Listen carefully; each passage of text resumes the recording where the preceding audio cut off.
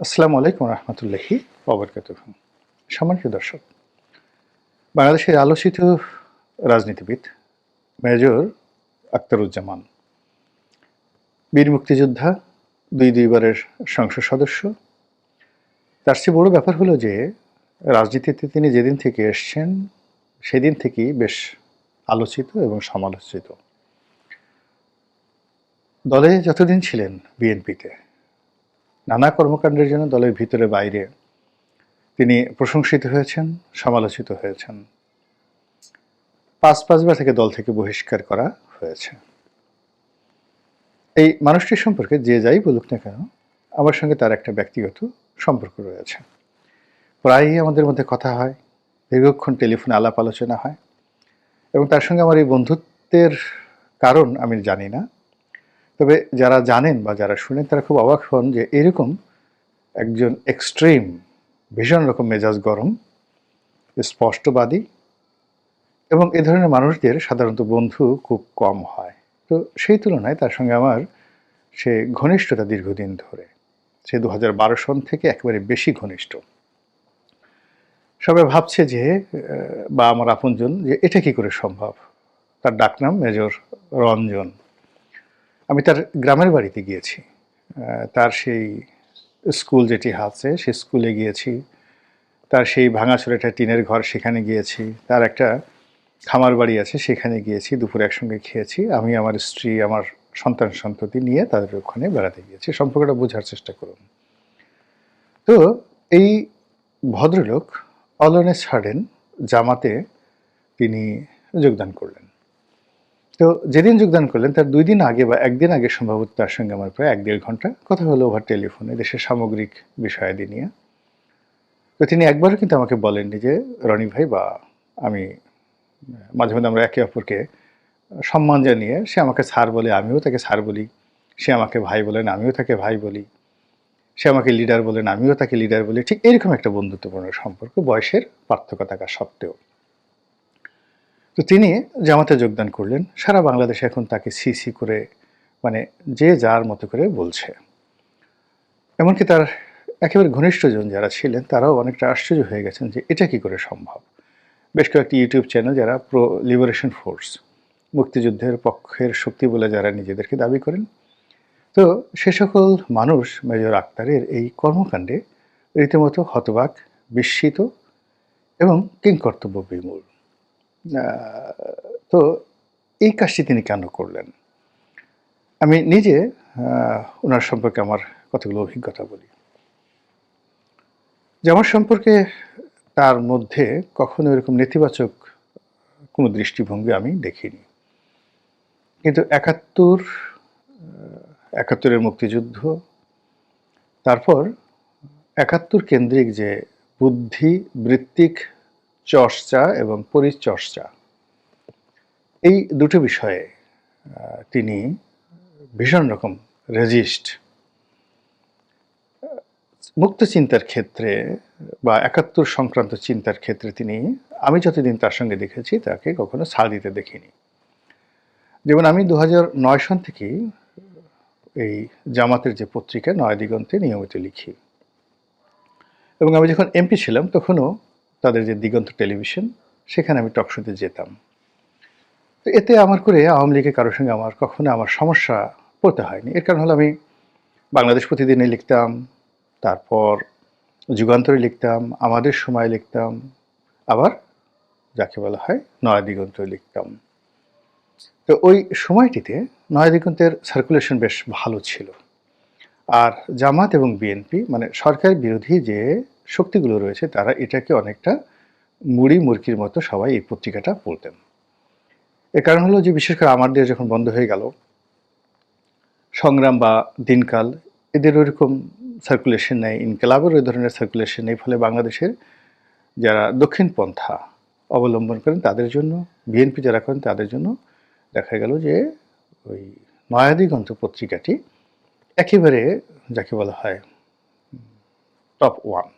তারা প্রথম আলো চিনত না, অন্য কোনো পত্রিকা তারা চোখ বুলাতো না, তারা কেবলমাত্র নয়াদিগন্তে তাদের চোখ বুলাতেন এবং নয়াদিগন্তের উপরই তাদের নির্ভরতা ছিল। একেবারে এটা আমি দেখেছি 2009 থেকে একেবারে 2024 সনের এই আগস্ট মাসের 5 তারিখ পর্যন্ত।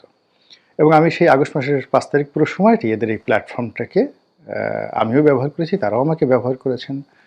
সবাই এই পত্রিকার যারা কলাকুশলী আমাকে অসম্ভব ভালোবাসতেন। আর যখন এই বিপ্লবটা হলো, তখন আমার কাছে মনে হলো যে নয়াদিগন্ত তার আগের জায়গাটাতে থাকতে পারবেন না। আর এখন মানে আমি যেভাবে অবাধে আওয়ামী লীগ জমানাতে আওয়ামী লীগের বিরুদ্ধে লিখেছি, আবার কখনো কখনো জামাতের সমালোচনা করেছি, তো সেখানে আমার একটা নির্ধারণ স্বাধীনতা ছিল।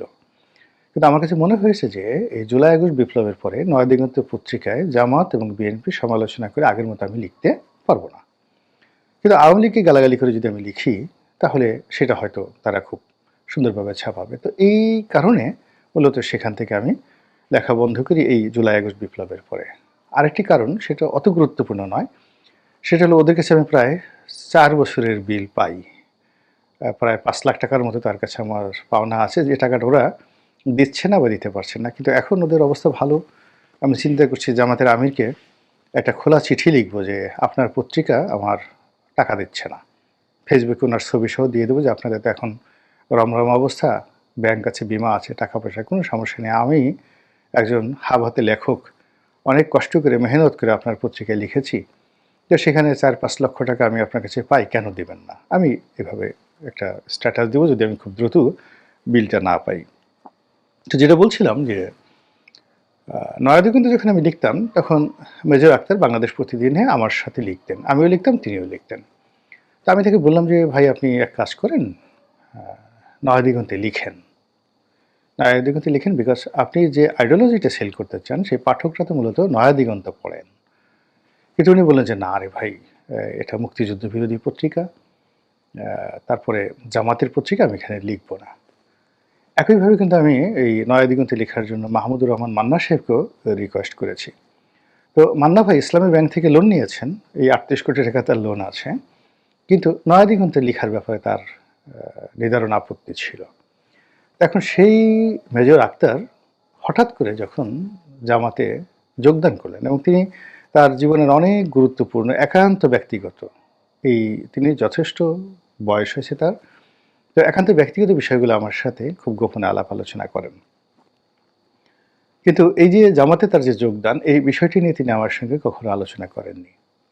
আমার কাছে যেটা মনে হয়েছে যে এক ধরনের ফ্রাস্ট্রেশন থেকে, এক ধরনের ক্রোধ থেকে তিনি এই যাকে বলা হয় জামাতে যোগদান করেছেন। তার নির্বাচনী এলাকাতে তার বিশাল একটা প্রভাব আছে, ভোটার আছে। দীর্ঘদিন ধরে তিনি ক্ষমতায় থাকার সময়তেও যেমন দাপট দেখাতেন, ক্ষমতা চলে যাওয়ার পরেও তিনি সেই দাপট দেখিয়েছেন। আওয়ামী লীগ জমানাতে দেখিয়েছেন, এখনও দেখাচ্ছেন। তার নির্বাচন এলাকা কেন্দ্রিক তার একটা প্রভাব প্রতিপত্তি রয়েছে। 2 নম্বর হলো তিনি খুব রাফ অ্যান্ড টাফ চলেন। তো একা একা দাঁড়ালেন, মানে তার সঙ্গে যদি আপনাকে ফাইট করতে হয়, তবুও 10-12 জন লোক লাগবে। মানে এত লম্বা, এখনও যথেষ্ট শক্তি সামর্থ্যবান, সাহসও আছে। তো এত সহজ জিনিস নয়। ফলে তাকে মোকাবেলা করা, মানে নির্বাচনী এলাকাতে অনেকেই এই ঝুঁকির মধ্যে যেতে চায় না। তো তার বিভিন্ন সময়টাতে আমি দেখেছি যে তিনি মনে প্রাণে বিএনপিকে ভালোবাসেন। তো তারেক রহমান সাহেবকে শ্রদ্ধা করেন, আর বেগম জিয়ার ব্যাপারে তার যে শ্রদ্ধা, এটা বলতে গেলে আনকন্ডিশনাল, একেবারে আনকন্ডিশনাল। কিন্তু বিভাগীয় রাজনীতি, জেলার রাজনীতি কিংবা কেন্দ্রীয় যে বিএনপি রাজনীতি, সেই রাজনীতিতে তিনি বারবার প্রত্যাখ্যাত হয়েছেন, অপমানিত হয়েছেন, এবং তিনি যে চিন্তা চেতনাগুলো করেন, যে কথাবার্তাগুলো বলেন, সেগুলো বিএনপি বিরোধী যারা লোকজন আছে তাদের খুব ভালো লাগে। আবার অনেকে দেখা যাচ্ছে তাকে তেল মারেন যে আরে বাপের বেটা, যা বলেছেন আরও বলেন, এরকমই বলা উচিত। কিন্তু কার্যত বিএনপি তাকে 5 বার বহিষ্কার করেছে, 4 বার গ্রহণ করেছে, এটা বিএনপির পক্ষে সম্ভব, এবং এটা আওয়ামী লীগ বা অন্য কোনো দলের সম্ভব নয়। অথবা বিএনপিতে থেকে তিনি যে কথাগুলো বলেছেন, তার 100 ভাগের 1 ভাগ কথাও তিনি জামাতে থেকে বলতে পারবেন না। এটা একটা অসম্ভব বিষয়। এনিওয়ে তিনি সেখানে যে যোগদান করেছেন মূলত তারেক রহমান সাহেবকে একটা মেসেজ দেওয়ার জন্য,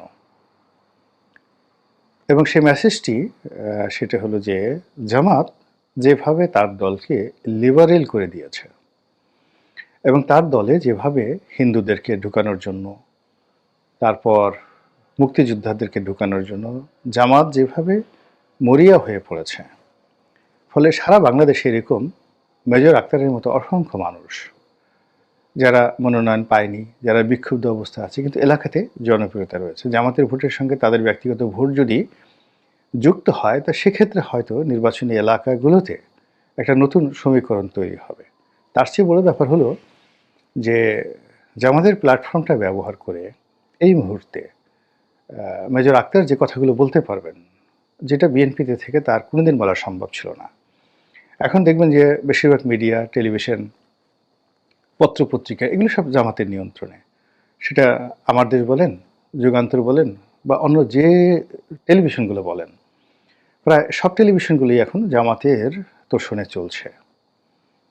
সেখানে মেজর আক্তার তার যে ন্যারেটিভগুলো, সেই ন্যারেটিভগুলো যদি বিএনপি বিরোধী হয়, সেই ন্যারেটিভগুলো যদি তারেক রহমান সাহেব বিরোধী হয়, সেই ন্যারেটিভগুলো যদি হাওয়া ভবন বিরোধী হয়, সেই ন্যারেটিভগুলো যদি চাঁদাবাজদের বিরুদ্ধে হয়, অসততা, অন্যায়ের বিরুদ্ধে হয়, এবং এই কথাগুলো বিএনপির অন্য কোনো লোক মানে তাকে যে প্রোটেক্ট করবেন, চ্যালেঞ্জ জানাবেন, এরকম অবস্থা বিএনপিতে নেই। এটা একটা উদারপন্থী দল। আওয়ামী লীগ হলে সেটা অন্য কথা, বা জামাত হলে অন্য কথা, সেখানে অনেকে অ্যারোগান্সি দেখাতো বা মিলিটেন্সি দেখাতো। কিন্তু মেজর আক্তার যখন বিএনপিকে কচুকাটা করবেন, কচুকাটা মিন্স মুখের ভাষায়, বা সমালোচনা করবেন বা অভ্যন্তরীণ অনেক জিনিসগুলো তিনি জানেন, একেবারে সে মুক্তিযুদ্ধ থেকে এ পর্যন্ত অনেক জিনিসগুলো জানেন।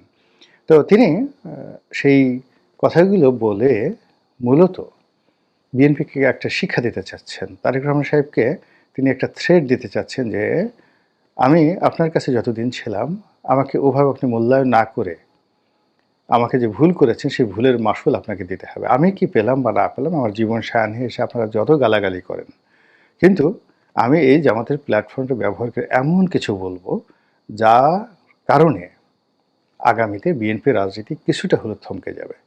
তো এই যে জেদি মানুষ, আমার কাছে মনে হয় এই জেদ পূর্ণ করার জন্যই তিনি এই কাজটি করেছেন। এনিওয়ে, প্রত্যেকটা মানুষেরই তার রাজনৈতিক চিন্তা চেতনা কর্ম করার স্বাধীনতা রয়েছে। মেজর আক্তার যে কাজ করেছেন এটা তার একান্ত ব্যক্তিগত বিষয়, আর তার সঙ্গে আমার যে ব্যক্তিগত সম্পর্ক এটাও একান্ত তার আর আমার ব্যক্তিগত বিষয়। মহান আল্লাহ আমাদের সবাইকে হেদায়েত দান করুন এবং হেফাজত করুন। আসসালামু আলাইকুম ওয়া রাহমাতুল্লাহি ওয়া বারাকাতুহু।